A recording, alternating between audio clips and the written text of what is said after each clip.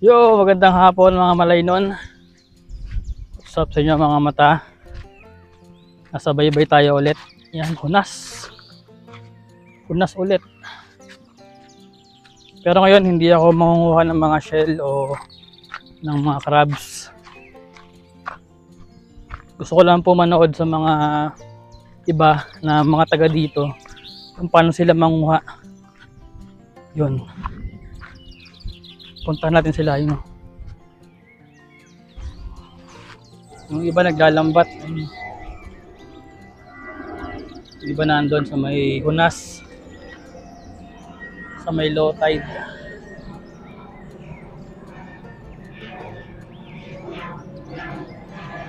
Gusto ko silang panoorin kung paano sila manguha. Tapos para magkaroon din tayo ng mga idea. Kasi minsan ang hirap eh. Pag hindi mo alam. Yan. Lapitan natin. Meron ako nakasalubong. Ayan o. Ano nga tawag dyan? Hindi si urchin eh. Kalimutan ko. So yan. Sea cucumber. Yun.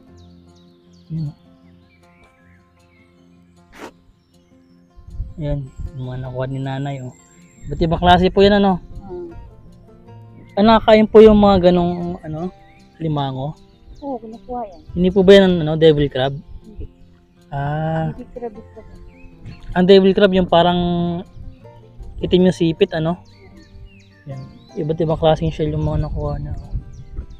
Sige po. Ayan, papanoorin ko lang si nanay kung paano manguha ng mga shell. Kasi po hindi ako marunong manguha eh. Lagi po ako dito kaya lang minsan ang mga nakukuha namin yung dyan po sa may lupa-lupa dito. Opo, mga kapis-kapis. Yun nga po ang mahirap minsan yung mga kapis-kapis. Ang mga madalas makuha mga sihi tsaka yung isa yung kulay puti. Puting shell. Halaan ba 'yon tawag doon? Halaan.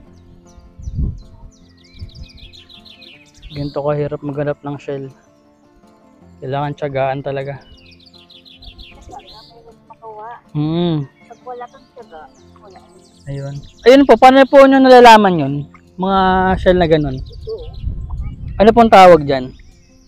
Busi-busi. Pwede pong ma-check. Makita. Ayun o. Diba, hindi mo nga alam kung shell yan o hindi eh.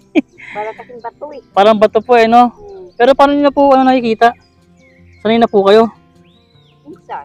Ano pong tawag dito? Busi-busi. Buso-buso? Iba pa ho yung tinatawag nilang baka-baka ba yun? Oo, baka-baka. Baka-baka? Galing ano. Ito mo, hindi ko alam yun.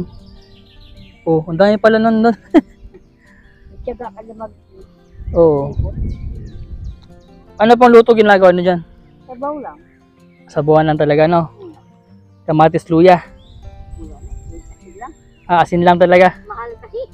Oo nga. Mahal mga gulay ngayon. Oo.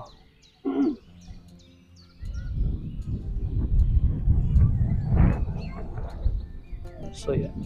Sa lawak nito oh. Kung may tiyaga ka talaga, ikutin mo lahat. Doon may ibang tao doon. Madalas po kayo dito, Nay. Nangunguha. Kahapon wala.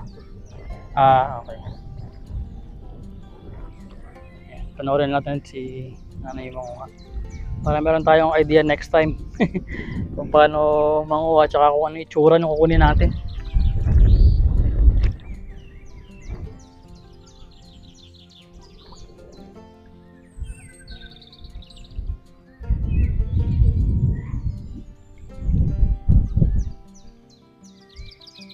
Yan yung isda pa rin oh.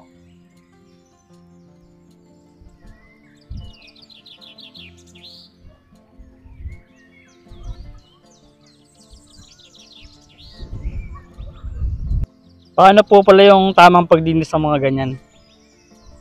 Yung sa buso-buso po ba yan? Anong tawag po dyan? Buso-buso. Buso-buso. Ay ano lang ng kutsilyo. Oo.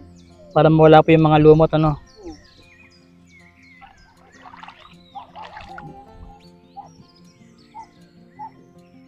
iba't ibang shell, iba't ibang klase ng crabs. Pero may mga alimango na hindi pwede kainin, ano. Oo. May mga lason. Oo, meron. Next time papakita ko sa inyo kung ano yung lason. Isa sa mga poisonous crab sa ibang vlog natin. So yan, ganyan po ako kahirap dito ang paghahanap ng shell. Pero sabi nga ni nanay, kung wala kang tiyaga, wala kang ulam. Mahal ang isda. Oo nga, 300 na. galonggo nga, parang 180. My God. Ito yung madalas pa namin makuha, oh, sa lupa. Ah, Ganito. Yan. Yung dumudura sa lupa. Pag dumura, hukain mo. Kaya masakit sa likod. wala akong tiyaga dyan. Sa ganun. Basta yung nasa ano lang po, ano, nasa labas lang. Oo. Pero yung kapis-kapis po, di ba, sa ano yan? Sa lupa din, ano? Oo. Yun nga, mga mata. Madalas din ako tumambay dito para manguha ng mga shell. Tapos, tanong-tanong lang sa mga taga dito kung ano yung mga pwedeng kunin sa hindi. Kasi, mahirap na, no? Hindi yung parang dampot ka ng dampot ng kahit anong shell tapos hindi pala pwedeng kainin. Yari ka. Buti na yung nagtatanong tayo para safe ba? Safe. For safety. Kailangan din talaga malinaw yung mata mo.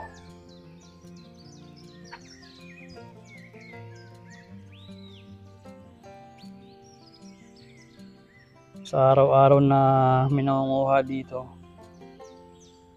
buti na lang hindi nauubos. Pag ganyan po sa mga ano, bato-bato, ano po madalas makuha? Ito. Inaangat nila yung mga bato-bato. Ay, yung mga crabs po. Oo. Ah. Yun, buti alam natin. Alam na natin. Yung mga nakatago po, ano? Oo. So, ganun lang yung style ni nanay. Tinitignan lang niya yung mga pwedeng kunin. Dahil sa tagalan niya rito, kabisado na yung mga shell na pwedeng kainin. Bakit na yung mga ibang shell wala ng laman? Mga ganyan. May patay na. Ah, namamatay din sila sa ano, sa ilalim. Hindi po sila na nakakain ng mga ibang ano, ibang mga laman dagat. Tulad ng mga crabs, ganyan. Kasi madalas po ako makakita na ito na ano eh, wala nang laman eh. Yun oh, kaya dampot na naman na parang bato lang. Ang hirap tignan na. Subukan ko minsan yung nanay. Kaso hindi ko alam kung dadamputin o hindi. Ang hirap nun ah. Kulay lumot din ano po. So yun mga mata, no? Kahit pa paano meron tayong nalaman kay nanay na pwedeng madampot na uri ng shell. Na hindi ko alam na pwede palang kainin yun. Parang itsurang bato-bato, no?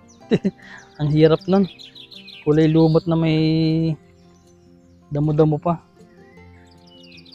So yun, at least napagtanong tayo kay nanay. Para next time na ako naman ang kukuha, alam ko na.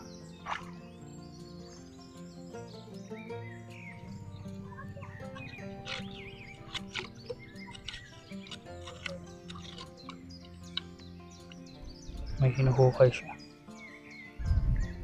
Kapis-kapis po. Uy, paano niyo na po nalalaman? Kita ko to eh. Nakikita niyo po? Pwede po makita? Ang galing oh. O, di ba? Biruin mo may tubig na tapos may lupa. Nakikita niyo pa? Ang galing. Ito na po yung mga nahuli niya. Oh. Yan. Di ba? Parang wala lang. Pero nakakain yan. Parang bato-bato lang oh. Galing niyo po maghanap ah. Kung ako yun, wala, hindi ko makikita yun. Nakaangat po ba yun? Kapis. Ayun yung gusto kong kunin eh. Gusto kong matikman din yun. Kaso mahirap talaga. Pag hindi ka sanay manguha. Galing oh, andito lang kanina oh. Ganun po. Pag dumami na, no? Yun ang maganda rito eh, no? Mga nangunguha ka, pwede mong kainin, pwede mo rin gawing pera. Pwedeng ibenta, no?